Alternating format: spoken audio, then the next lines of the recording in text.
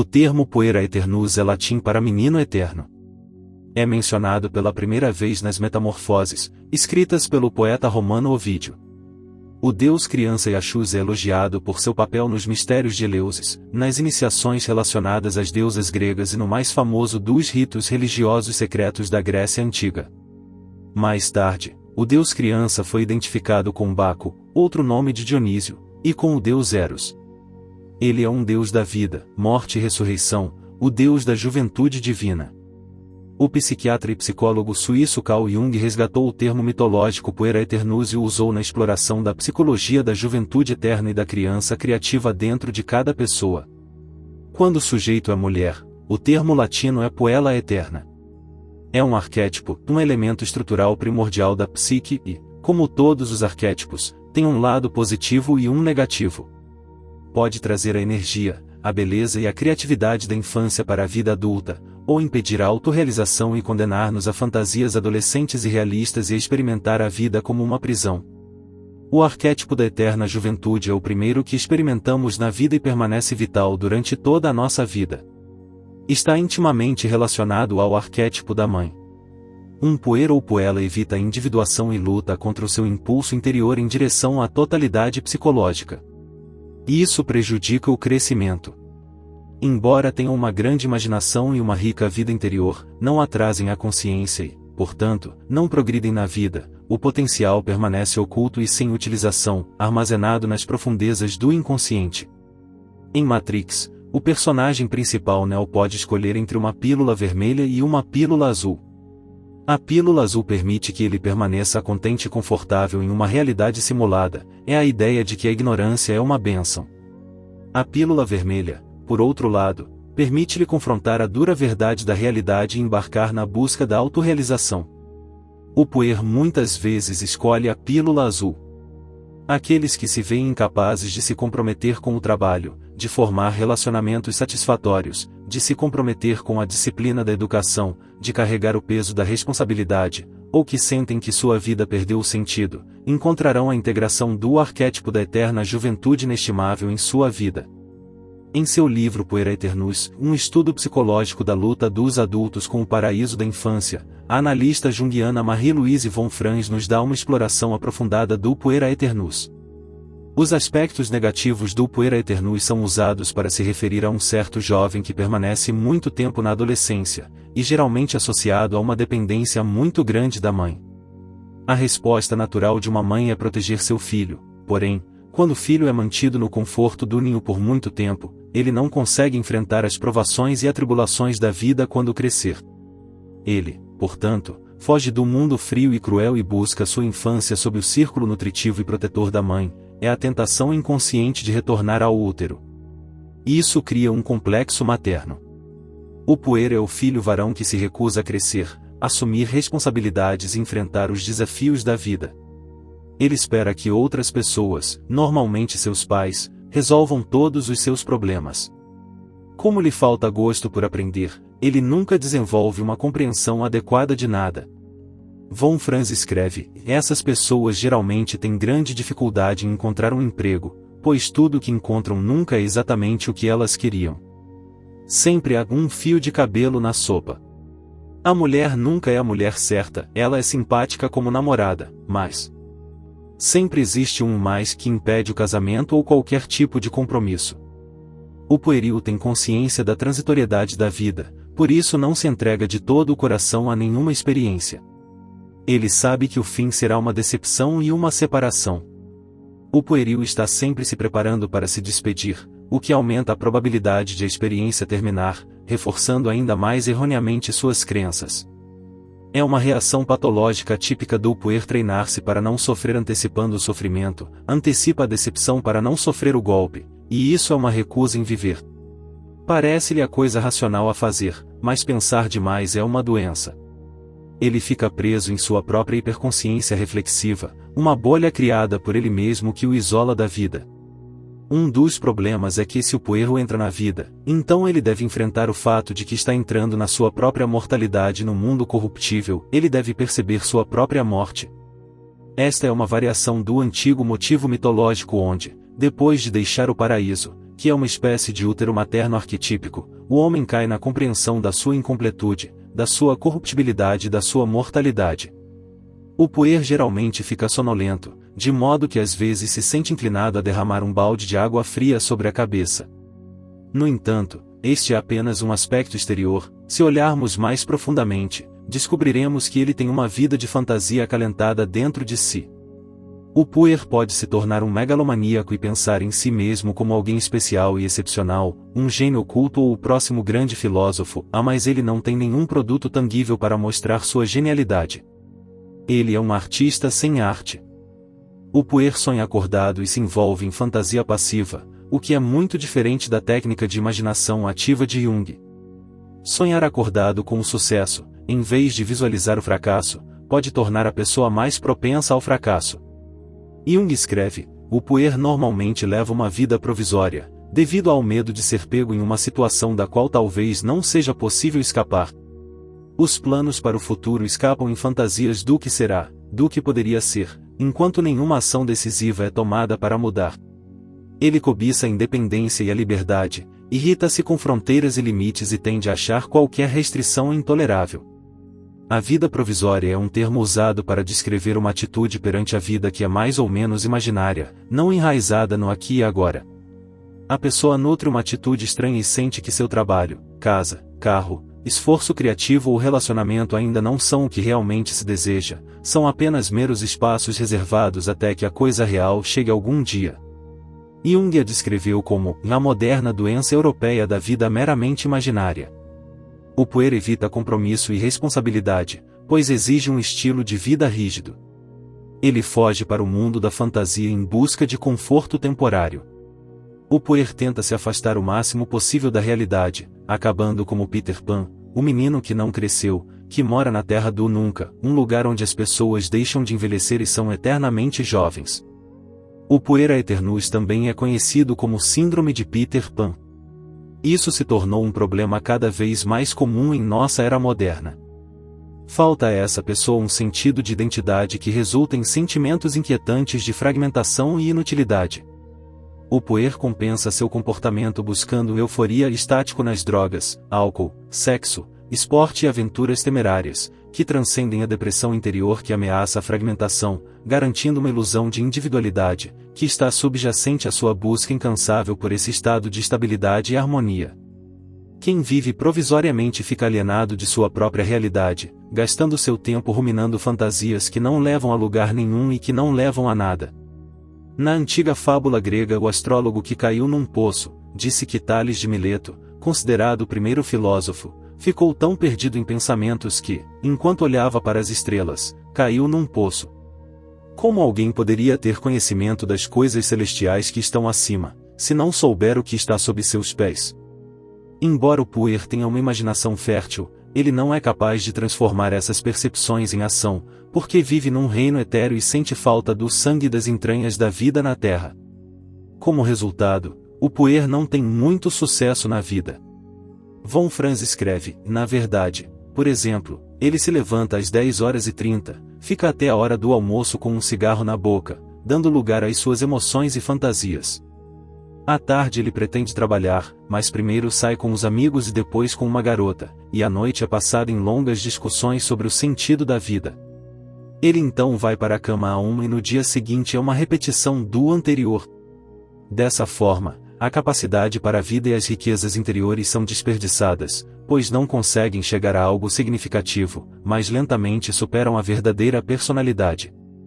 O indivíduo anda numa nuvem de fantasias, fantasias que em si são interessantes e cheias de ricas possibilidades, cheias de vida não vivida.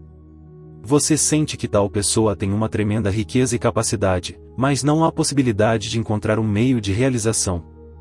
O pueril costuma ter grande capacidade de assimilar os conteúdos e de ouvir, de modo que parece que vai implementá-los. Mas ele nunca aplica os conceitos que aprendeu, pois não está suficientemente fundamentado na realidade. É um truque que o puer realiza, e a compreensão de que devem adaptar-se à realidade é para eles uma ideia intelectual que concretizam na fantasia, mas não na realidade. Embora possa parecer simples, o pueril é incapaz de cruzar a fronteira entre a fantasia e a ação. A palavra humano deriva da palavra latina humus, que significa terra. Ser humano é ser humilde, ter os pés no chão e estar fundamentado na experiência terrena, que contém uma rica fonte de nutrientes que nos cura. O puer é como Ícaro, que na mitologia grega é avisado sobre arrogância e para não voar muito perto do sol. No entanto, ele ignora esta instrução e voa tão perto do sol que suas asas derretem. Ele cai do céu, mergulha no mar e se afoga. Jung escreve, a vida provisória, onde alguém não existe realmente, eles são apenas espectadores, portanto, qualquer experiência é semelhante a um fantasma, perfeitamente abstrata, sem qualquer traço de realização. Jung conta a história de uma jovem de 25 anos que teve um caso extremo de vida provisória, que a levou ao suicídio. Ela provou ser absolutamente inacessível. Ela vivia coisas, fazia coisas, mas não sabia o que estava vivendo. Por mais que Jung tentasse, nada a tocava, porque ela não tinha nenhuma relação com o mundo. Alguns meses depois, ela se matou com um tiro. Jung escreve, eu vi o cadáver. Ela havia dado um tiro no coração na rua e não perdeu a consciência por 1 ou 2 minutos. A expressão em seu rosto estava completamente alterada. Fiquei muito tempo olhando seu rosto e me perguntando, que expressão é essa? Foi o mais extraordinário, a expressão de alguém que estava convencido, digamos, de que uma coisa era preta, e para quem era muito importante que fosse preta, mas a quem finalmente se provou que era vermelha, e foi como se de repente ela percebesse que era vermelho. Foi um olhar cheio de perplexidade e uma espécie de surpresa agradável. Eu vi o que aconteceu, no momento em que ela se matou, ela entendeu pela primeira vez o que era a vida. Às vezes as pessoas têm que se machucar gravemente para despertarem para o que a vida realmente é. Isso mostra quão profundamente inconscientes as pessoas costumam estar. O mundo interior deve complementar o mundo exterior e vice-versa. Uma confiança excessiva no mundo interior, no qual o ego não consegue sair da terra do nunca, tornará impossível avançar para a idade adulta. À medida que isso se torna cada vez mais uma crise, o inconsciente começa a infiltrar-se e ameaça subjugar e afogar o ego. Tudo que alguém tem dentro de si, mas não vive, cresce contra si mesmo. Há também crianças que amadurecem muito cedo e crescem muito rapidamente, o extremo oposto do puer, são crianças negligenciadas. As dificuldades da vida forçaram-nos a tornarem-se muito realistas, independentes e desiludidos. Geralmente você pode dizer, por uma expressão amarga e falsamente madura, que algo deu errado. Eles foram expulsos do mundo da infância cedo demais. Essas pessoas não podem amar nem confiar em ninguém, nessa situação a vida não tem sentido, porque perderam o aspecto mágico da eterna juventude. Eles sempre parecem não muito reais, apenas meio vivos. Na terapia, o analista tem a difícil tarefa de conduzi-los de volta às suas fantasias infantis, para poder lidar com elas de maneira correta. A criança eterna também contém muitas qualidades positivas, uma espiritualidade que vem do contato próximo com o inconsciente. O puer é agradável, tem o charme da juventude e inicia conversas revigorantes e profundas. Ele aparece como a criança divina que simboliza novidade, potencial de crescimento e esperança para o futuro. Friedrich Nietzsche compreendeu a importância disso. Na verdade, ele considerava a criança a metamorfose final para se tornar quem é. Ele escreve, a criança é inocência e esquecimento, um novo começo, um jogo, uma roda automotora, um primeiro movimento, um sim sagrado. Para o jogo de criar, meus irmãos, é necessário um sagrado sim à vida. O que se entende por criança interior é aquilo que nasce da maturidade do adulto. Não é uma regressão a um estado de vida infantil, mas uma progressão em direção à totalidade. Todos nós temos uma criança interior dentro de nós, mesmo as pessoas mais velhas, que às vezes parecem retornar ao estado infantil de inocência. O eterno jovem é aquele que está imerso no momento e cheio de admiração e diversão, dando lugar à pura criatividade. Ele é quem diz sim, o auge da afirmação da vida. Ele traz o reino celestial para a sua existência terrena. Uma passagem da Bíblia diz, em verdade vos digo que, se não vos converterdes e não vos tornardes como crianças, de modo algum entrareis no reino dos céus. À medida que envelhecemos, entramos no mundo do Senex, que significa velho em latim. Ele também possui aspectos positivos e negativos. Positivamente, ele é uma pessoa equilibrada, fundamentada, paciente, conscienciosa, avessa ao risco e controlada. Aqui ele aparece como o arquétipo do velho sábio. O lado negativo do Senex é o cinismo, a rigidez, o materialismo, a relutância em mudar e a falta de senso de humor. O Senex é o oposto do arquétipo do Puer, embora devam ser vistos como lados opostos da mesma moeda. Reconhecemos a juventude conhecendo a idade, tomamos consciência do envelhecimento lembrando-nos de como éramos quando jovens. Jung escreve, a sombra do Puer é o Senex, associado ao deus Apolo, disciplinado, controlado, responsável, racional, ordenado. Por outro lado, a sombra do Senex é o Puer, relacionado a Dionísio, ilimitado, instinto, desordem, embriaguez, capricho. O Puer sonha grande. O Senex trabalha muito. A proporção de um para o outro varia de pessoa para pessoa. Ambos os arquétipos vivem dentro de nós e são necessários para uma vida psicologicamente saudável.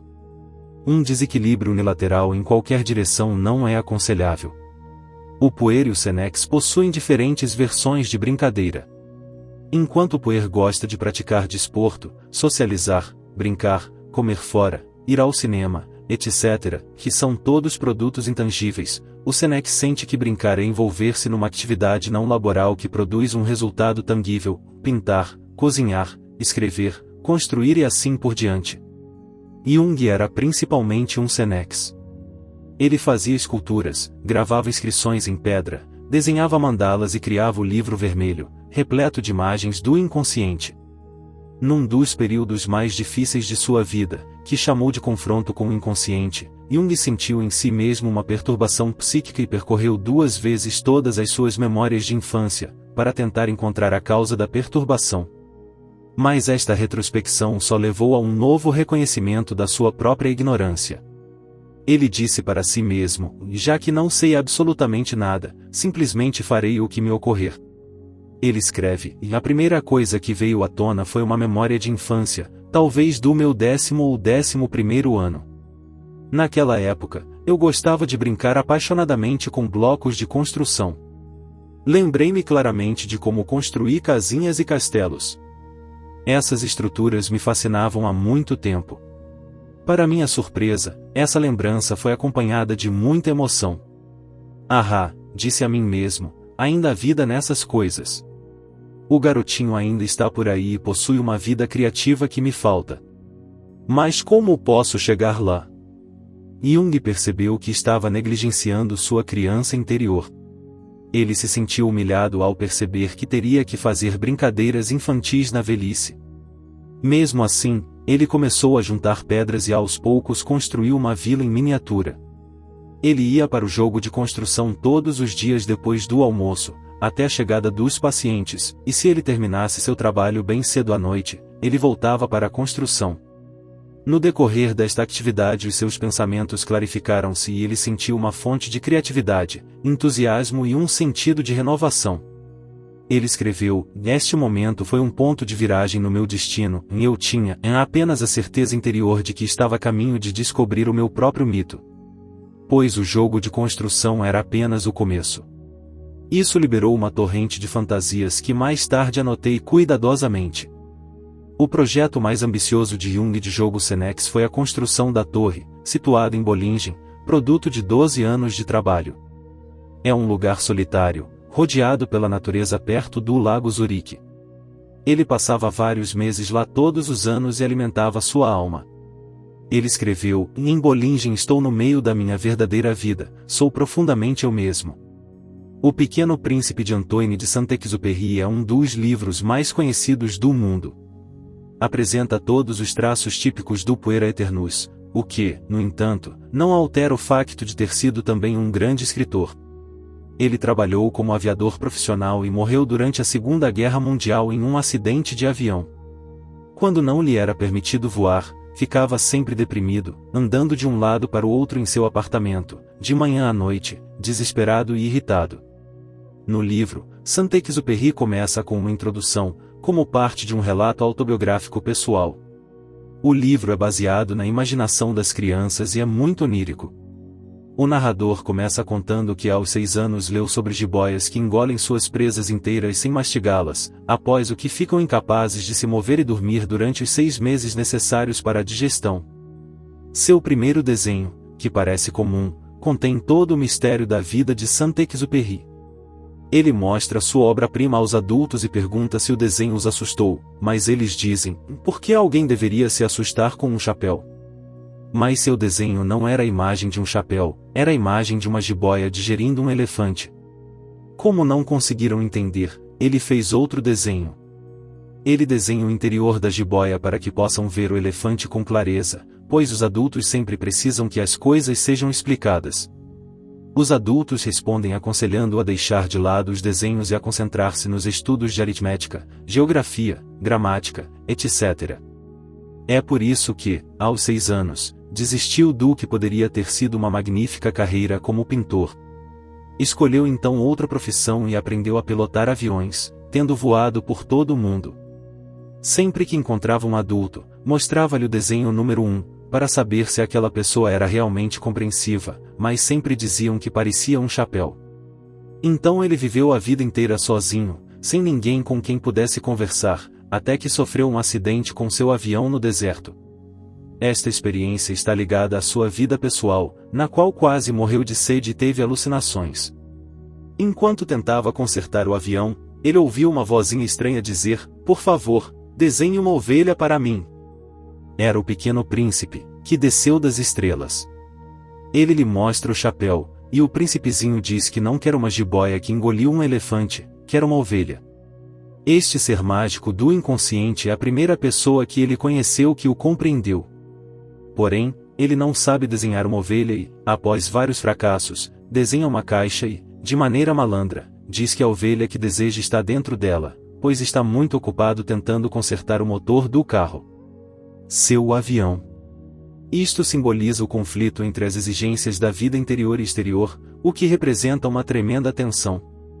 Uma coisa comum que um puer faz é colocar todos os seus planos em uma caixa e guardá-los, num gesto de tédio e impaciência.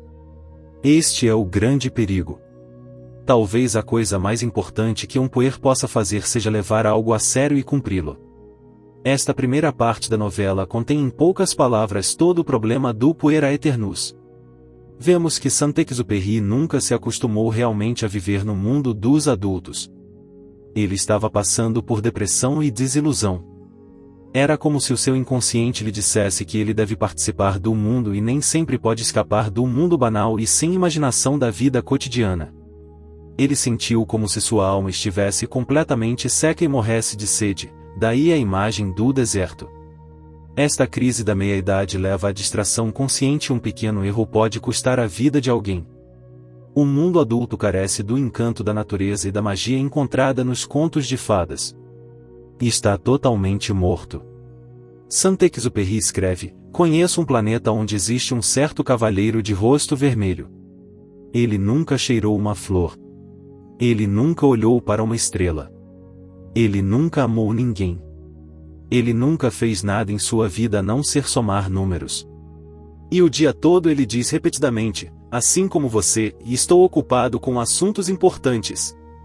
E isso o faz inchar de orgulho. Saint-Exupéry fala sobre o vazio, a idiotice e a falta de sentido da idade adulta, e que a vida infantil é a vida de fantasia, a vida do artista, a vida verdadeira, todo o resto é uma persona vazia correndo atrás de ganhar dinheiro, causando uma impressão de prestígio nos outros. Pessoas e ter perdido a verdadeira natureza. O grande problema é que ele não encontrou uma ponte pela qual pudesse levar a vida verdadeira até a vida adulta.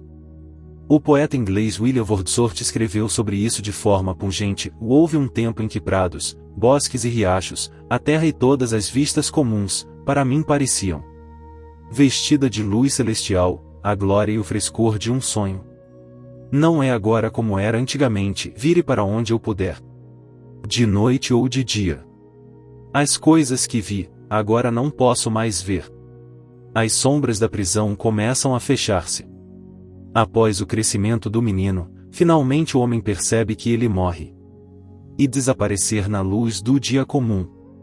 A questão fundamental é, Como crescer sem perder o sentimento de totalidade, o sentimento de criatividade, de magia e de estar realmente vivo, que se tinha na juventude. O que realmente se passa na vida de Saint-Exupéry é que a sua personalidade maior foi devorada pela mãe, o que sufoca a vida e impede o desenvolvimento e o crescimento do ser humano. A pessoa está permanentemente no útero e nunca sai da concha protetora da mãe para entrar no mundo adulto. A grande mãe torna-se a mãe devoradora, como a deusa hindu Kali. Saint-Exupéry nunca embarca na jornada do herói, e esse é o significado do elefante do desenho, que é o maior herói da África. Em contraste com outros paralelos mitológicos, o herói engolido não consegue escapar de seu predador. O elefante é generoso, inteligente, taciturno, mais irritável e propenso a estados de espírito terríveis e acessos de raiva, que só podem ser apaziguados pela música, não pelos prazeres sensuais.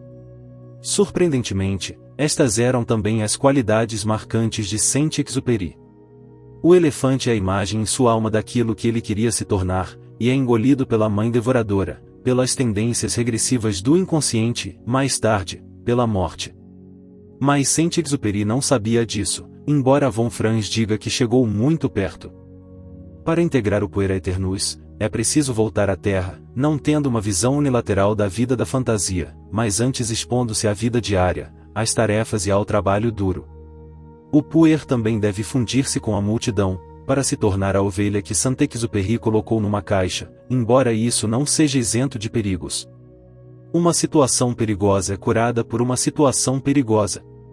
No entanto, é o antídoto para o complexo materno. Normalmente, muito poucos rapazes têm uma individualidade forte o suficiente para se afastarem da mãe por vontade própria. Eles fazem isso através da coletividade. Este é o primeiro passo da cura. É somente emergindo na sociedade que podemos experimentar o calor dos seres humanos, ter relacionamento e uma sensação de fazer parte de uma tribo que transcende os desejos e necessidades individuais. O segundo passo é que o pueril tome cuidado para não se perder na multidão. Ele deve simultaneamente sacrificar o seu especialismo inflado e a megalomania, que é a sua falsa individualidade, e não perder a sua individualidade real ao tornar-se um mero número na multidão. Isto pode ser feito equilibrando a vida social com a vida espiritual, pois se nunca passarmos tempo sozinhos, nunca construiremos uma base indestrutível, que é crucial para a autorrealização. Nietzsche escreveu: quando estou entre muitos, vivo como muitos, e não penso como realmente penso. Depois de um tempo, sempre parece que eles querem me banir de mim mesmo e roubar minha alma, e eu fico com raiva de todos e com medo de todos. Necessito então do deserto, para voltar a ser bom. Jung comparou a vida humana à passagem do sol ao longo de 12 horas. O sol nasce e começamos o dia, nascimento. O sol nasce no céu, crescemos desde a infância até a juventude e até a idade adulta. O sol chega ao zênite ao meio-dia, meia-idade, auge de nossas habilidades, vigor e, se estivermos no caminho certo, sucesso profissional. Então o sol começa a perder altitude, começamos a envelhecer, até finalmente se pôr, morremos. Essas fases da vida têm prioridades diferentes e tipos específicos de psicologia. Para Jung, a prioridade da primeira metade da vida é o fortalecimento do ego, e trabalho, educação, relacionamentos e assim por diante. É apenas na segunda metade da vida que estamos suficientemente ancorados na realidade e o nosso foco muda para o nosso mundo interior, para a nossa busca pela individuação. Um desequilíbrio nesta transição é muitas vezes o início de uma crise de meia-idade, o grito da alma por crescimento. Jung escreve: o significado da manhã da vida reside, sem dúvida, no desenvolvimento do indivíduo, no nosso entrincheiramento no mundo exterior, na propagação da nossa espécie e no cuidado dos nossos filhos. Este é o propósito óbvio da natureza. Quem transporta para a tarde da vida e a lei da manhã, ou objetivo natural, deve pagar por isso com danos à sua alma, tão certo quanto um jovem em crescimento que tenta carregar seu egoísmo infantil na vida adulta deve pagar por esse erro com o fracasso social. Jung nos diz que para curar a neurose do pueril é preciso trabalhar. Esta é a palavra mais desagradável para um puer, porque ele tem que sacrificar a maravilha do reino da fantasia a uma vida convencional, que exige compromisso e responsabilidade. Parece uma loucura total para ele, porque ele está abandonando seu especialismo. O passo crucial é que ele expulse seus demônios e tome cuidado para não expulsar também seus anjos. Isto só pode ser alcançado concentrando-se no mundo interior e no mundo exterior, que é o propósito da individuação. Através do trabalho, o pueril pode realmente tornar-se excepcional na realidade, não na fantasia. Não importa se a pessoa não tem ideia de qual trabalho é o certo ou o que realmente deseja fazer, é preciso permanecer em qualquer tipo de trabalho e mergulhar no mundo exterior. Søren Kierkegaard chama este tipo de ansiedade a tontura da liberdade, a vertigem que surge quando se tem de escolher entre um mar de possibilidades infinitas.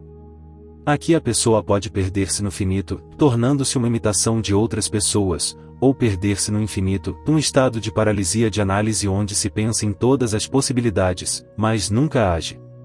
O puer geralmente tenta vários trabalhos diferentes, mas nunca se limita a um e desiste quando se torna muito chato. Embora ele possa trabalhar, ele achará isso uma tarefa árdua. Isso ocorre porque ele está trabalhando completamente para cima, em oposição ao seu próprio fluxo de energia. O pueril sabe que tudo dá errado porque ele é preguiçoso, mas não pode querer não ser preguiçoso e por isso permanece em depressão. Todos possuímos um grande entusiasmo, que se mantém oculto enquanto não integramos o arquétipo da eterna juventude. O inconsciente indica a direção em que pode haver algum entusiasmo ou onde a energia flui naturalmente, pois é, claro, mais fácil treinar-se para trabalhar numa direção apoiada pelo instinto. Porém, em todas as áreas de trabalho sempre chega o momento em que a rotina deve ser enfrentada.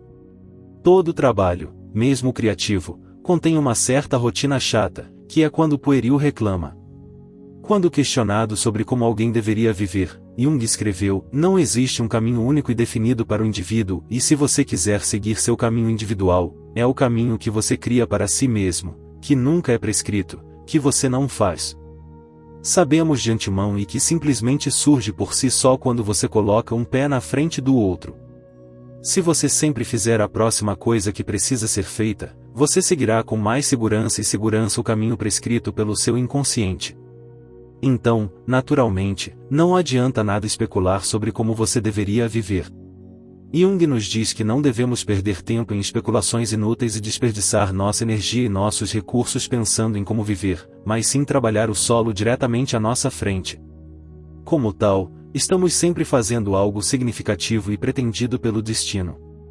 O puer nega o chamado à aventura na jornada do herói, que separa a pessoa dos aspectos de sua vida anterior e causa ansiedade. Ele permanece no estágio de recusa e não pode deixar o mundo comum e entrar no mundo especial, onde deve enfrentar seu dragão, seu pior medo, evento, pessoa, situação ou memória muito evitado. Assim, ele não pode acessar sua recompensa, um baú cheio de ouro interior que é guardado pelo dragão. O puer permanece em perpétua estagnação, porque não consegue adquirir o insight que advém de uma morte e renascimento psicológico, da morte do antigo eu e do nascimento de um eu novo e mais capaz, sem o qual não há individuação alguma. Em alguns rituais dos nativos americanos, os rapazes são recolhidos pelos homens e levados à meio da noite e arrastados para o deserto, onde devem passar por testes para sua iniciação à idade adulta. Este é o início da jornada do herói. Se ele conseguir matar seu dragão, ele reentrará na comunidade como um homem que deixou o reino da infância. A masculinidade é diferente de ser homem, é uma medalha de honra que se deve conquistar. Cria um sentimento de autonomia e um crescimento na força do ego, um sentimento de pertencimento, propósito e significado. Isso é algo que falta em um puer, que muitas vezes é movido pelo desejo de segurança e ou prazer. Jung escreve: para o herói, o medo é um desafio e uma tarefa, porque só a ousadia pode livrar-se do medo. E se o risco não for assumido, o sentido da vida será de alguma forma violado, e todo o futuro será condenado a uma obsolescência sem esperança, a um cinza monótono iluminado apenas pelos fogos fátuos. A iniciação nos convida a nos lançarmos no fogo da vida. Nos tempos modernos, faltam-nos estas iniciações tribais que foram tão importantes para os nossos antepassados, e muitos homens optam por alternativas como o serviço militar, ou a chamada mentalidade ginásio. Alguns jovens esperam que algo na vida os afaste da dolorosa e mundana vida cotidiana, como serem atirados para uma ilha onde é preciso sobreviver fazendo uma fogueira, abrigando-se, caçando para obter comida, e assim por diante. Isso é assustador e estimulante. Em termos psicológicos, eles aguardam que um arquétipo se ative na psique e ajude a orientá-los na vida. Para uma jovem é o casamento e a gravidez que conquistam a poela. Há um momento sacrificial em que, para encarnar o arquétipo da mãe, ela tem que colocar o arquétipo de Afrodite no altar sacrificial e aceitar o fato de que seu corpo ficará muito diferente e que ela se sentirá muito diferente. Diferente, depois de dar à luz uma criança. Esta enorme responsabilidade da mãe muitas vezes provoca a morte da poela. Porém, isso não significa que não haja casos em que uma mãe ainda seja uma poela, ou uma mulher que não tenha filhos que não seja uma poela. Os sonhos são uma importante fonte de integração do pueral. Quando a criança interior aparece nos sonhos, ela está sempre atrás e à nossa frente, simultaneamente. Atrás de nós está a sombra infantil, aquela que sempre nos puxa para trás, tornando-nos infantis, dependentes, preguiçosos, escapando dos problemas, da responsabilidade e da vida. Deve ser sacrificado para que nos tornemos heróis. O Deus criança que está à nossa frente significa a renovação, a possibilidade de a vida crescer e se expandir continuamente. Quando a atitude do nosso ego muda, os sonhos respondem. Podemos influenciar os sonhos escrevendo-os e dando-lhes significado, desenhando-os e colorindo-os.